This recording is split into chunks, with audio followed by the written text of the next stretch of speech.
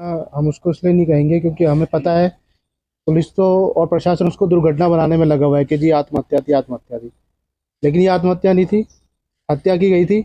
और दूसरी हत्या तब हुई जब इनकी एफआईआर नहीं लिखी गई। एफआईआर जो होती है ना, एक बहुत स्ट्रॉन्ग एविडेंस होता है किसी भी केस के लिए। आप सब भी जानते हैं अगर एफआईआर नहीं लिखी जाती है तो सीधी सी बात है, अगर एफआईआर में आप डिले कर रहे हो तो सबूतों के साथ छेड़छाड़ होगी और वो सबूत दोबारा नहीं जुटाए जा सकते। पुलिस प्रथम दृष्टया बता देती है कि जी ये सुसाइड है, मतलब एक व्यक्ति की जान चली जाए और हमारे देश का कानून उस पर इन्वेस्टिगेशन ही नहीं करना चाहता। अगर ये चीख चीख के कह रहे हैं जी मेरी बेटी की एफआईआर की फुल फॉर्म होती है फर्स्ट इंफॉर्मेशन रिपोर्ट, वो एफआईआर लिख के आती है। एफआईआर का मतलब ये कभी नहीं होता कि हाँ जी इसी व्यक्ति ने मर्डर कर दिया है। जब आपकी एफआईआर लिखी जाएगी उसके बाद ही इन्वेस्टिगेशन स्टार्ट होगी। वो सूचना तक थाने में दर्ज नहीं करी जाती है, इनकी वो इन्फॉर्मेशन तक नहीं ली जाती है, तो ये भी एक तरह से न्याय की हत्या है। तो उस एफआईआर को दर्ज कराने में हमें ये लगा लो एड़ी चोटी का जोड़ लगाना पड़ा। हमने ऐसा कोई दरवाज़ा नहीं छोड़ा कि जहाँ पे हम जाएं और उनको बोलेंगे जी हमारी एफआईआर दर्ज करो, उन्होंने लिख ली हो। हार कर थक कर प्राइवेट वकील किया और उसके द्वारा 156(3) में हमने एफआईआर कोर्ट के द्वारा दर्ज कराई। एफआईआर दर्ज कराने में भी मान के चलो 3-4 महीने बाद दर्ज हुई है। 3-4 महीने में क्या क्या चीज़ें वहाँ पे चेंज हो जाएंगी, क्या क्या परिवर्तन हो जाएगा, आप समझ सकते हो। एफआईआर दर्ज करा दी। एफआईआर दर्ज कराने के बाद फिर हम जाते हैं आईओ के पास कि जी अब आप इसकी इन्वेस्टिगेशन स्टार्ट करो। अब तो आपको तो एफआईआर दर्ज मतलब उसका बिहेवियर ऐसा था कि पता नहीं हमने उसके साथ कौन सा बड़ा गुनाह कर दिया एफआईआर दर्ज करा के। बिल्कुल कॉपरेशन नहीं। हम फिर भी ज़बरदस्ती इसको बोलते हैं कि भाई चलो चलो, वो हमारे साथ नहीं गए। ठीक है जी। उसके बाद हमने फिर दोबारा कोर्ट में लगाया कि जी हमारा पुलिस बिल्कुल भी साथ नहीं दे रही है। हम शायद ऐसा कोई दरवाज़ा नहीं छोड़ा, जहाँ तक कि प्रधानमंत्री जी के पास भी गए, गृह मंत्री जी से भी मिले। उस वक्त जो गृह मंत्री थे राजनाथ जी थे, उनसे भी मिले। उनसे मिलने के बावजूद भी हमें कहीं इंसाफ नहीं मिला। फिर किसी तरीक़ा से उस वक्त जो मुख्यमंत्री थे हरीश रावत जी थे, उन्होंने हमें सीबीसीआईडी के लिए कहा कि ठीक है हम आपकी इन्वेस्टिगेशन सीबीसीआईडी से करा देते हैं। सीबीसीआईडी इन्वेस्टिगेशन कर रही थी। एक अधिकारी थे जिन्होंने एक दिन पहले इनको कॉल किया, एक दिन पहले ना इनको कॉल किया और बोला कि सुरेश जी मैं आपको इसमें एक बहुत बड़ा खुलासा करने वाला हूँ। इनको कॉल किया और उसके कुछ दिन बाद जब वहाँ गए, जो खुलासा होने वाला था, पता लगा कि उनको ही चेंज कर दिया गया। वो सीबीसीआईडी के ही थे ना, वो सीबीसीआईडी के ही अधिकारी थे जो पूरे केस की इन्वेस्टिगेशन कर रहे थे और उनको तुरंत हटा दिया गया बिना किसी कारण के। कोई नए अधिकारी आए, उन्होंने फिर इन्वेस्टिगेशन करी, उन्होंने हमें बिल्कुल भी कोऑपरेट नहीं किया। ठीक है। और वो फिर सीबीआई उन्होंने भी अपनी जो क्लोजर रिपोर्ट दी उसमें भी यही बताया कि जी इसमें सुसाइड है।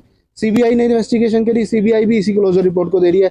लेकिन जो फैक्ट्स हैं वो अभी तक कोई भी क्लियर नहीं कर पा रहा है। बाहर की कुंडी क्यों टूटी हुई थी? अगर कोई सुसाइड करेगा तो बाहर कुंडी क्यों लगाएगा? अगर बाहर की कुंडी टूटी हुई है तो इसका मतलब क्या सुसाइड कभी हो सकता है? इसका मतलब ये कि जो अंदर था उसने अपने आप को बचाने की कोशिश करी। अंदर की जितनी भी कुंडियां थी, सीबीआई ने रिटर्न में ये लिख के दिया है कि अंदर की सारी कुंडियां ठीक है, एक भी कुंडी पे ऐसा नहीं दिख रहा कि ये तोड़ी गई है।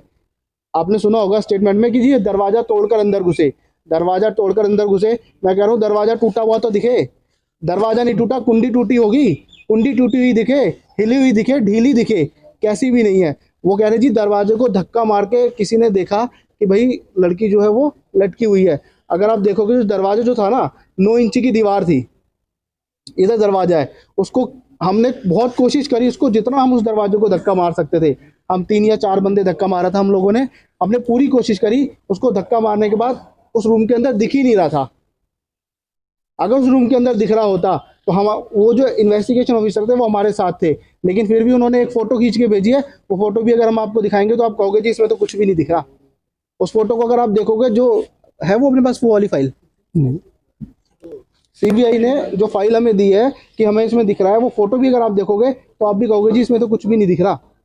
तो इस तरीके की बहुत सारी लापरवाही हमारे साथ की गई है।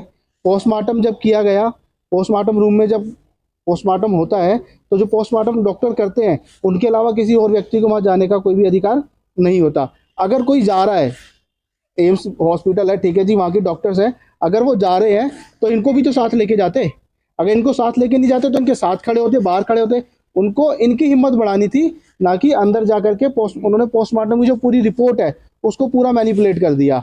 उस रिपोर्ट में ये दिखाया गया कि जो इंजरीज थी बहुत माइनर थी, मतलब उन इंजरीज को दिखाया ही नहीं गया मान के चलिए, तो इंजरीज माइनर दिखाई गई हैं। हैंग कोई, अब अपने हाथों को अगर मैं हैंग करूंगा, आप ये जो फोटो है ना दिखाने के बाद उसमें देखना जो ब्लड का फ्लो है,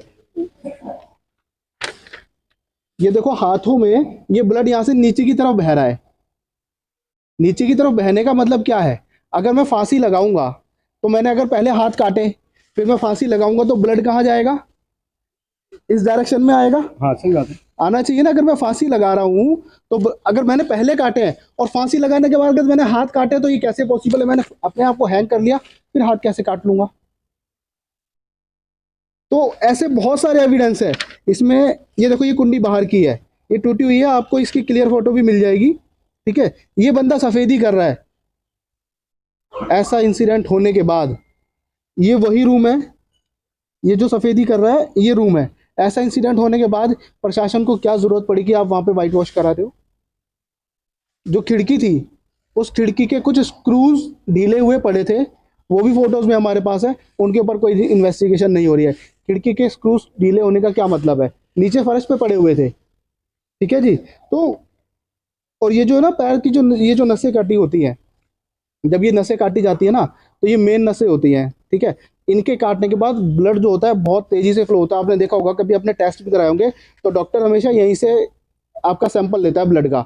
अगर वो नसें कट जाए ना तो ये लगा लो कि आपका जो ब्लड जितना उसका बहा था वहां पे हमने देखा था, उतना ब्लड बहने के बाद बंदा जो है खड़ा नहीं रह सकता और उसने अपने आप को फांसी पे हैंग कर लिया।